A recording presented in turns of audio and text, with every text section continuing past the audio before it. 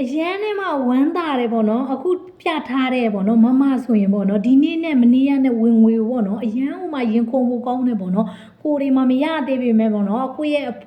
အဖွဲ့ခေါင်းဆောင်မမတွေကိုရဲ့အဖွဲ့အသင်းသားပေါ့နော်ညီကိုမမတွေအခုလိုရတာမြင်တော့ကိုလည်းအရန်လှုပ်ချင်တယ်ပေါ့နော်အဲ့တော့အခုလိုပေါ့နော်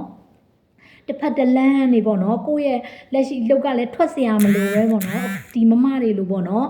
တစ်ဖက်တစ်လမ်းဝင်ငွေလိုချင်တယ်ဆိုလို့ရှိရင်ကျမတို့အဖွဲ့တွေထဲမှာပေါ့နော်အခမဲ့လေးလာလို့လည်းရတယ်ပေါ့နော်အကောက်ရိုးရိုးအကောက်လည်းအခမဲ့ဖွင့်ပေးပါတယ်ပေါ့နော်အဲ့တော့လှုပ်ချင်တဲ့သူတွေရှိရင်ဟိုင်းခဲ့လိုက်နော်အခုဒီမမဆိုရင်ကျမတို့တင်ပေးတဲ့မမတွေပေါ့နော်အခုဒီမမကပေါ့နော်အရန်နဲ့မှကျမတို့ရင်ခုန်နေပေါ့နော်ဘာလို့လဲဆိုတော့ကျမတို့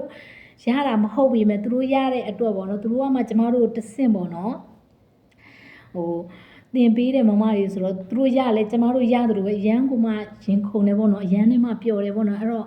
မမတို့လိုပေါ့နော်ရအောင်ကျမတို့လည်းစူးစမ်းမယ်ပေါ့နော်အဲ့တော့အခုဒီမမတွေလိုချင်နေဆိုရင်ပေါ့နော်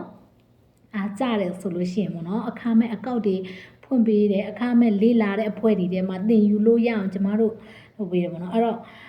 အခမဲ့အကောက်ဖွင့်ကျင်တဲ့ဆိုလို့ရှိရင်ဒီမှာဟိုင်းရဲလိုက်နော်ကျမတို့ကိုယ်တိုင်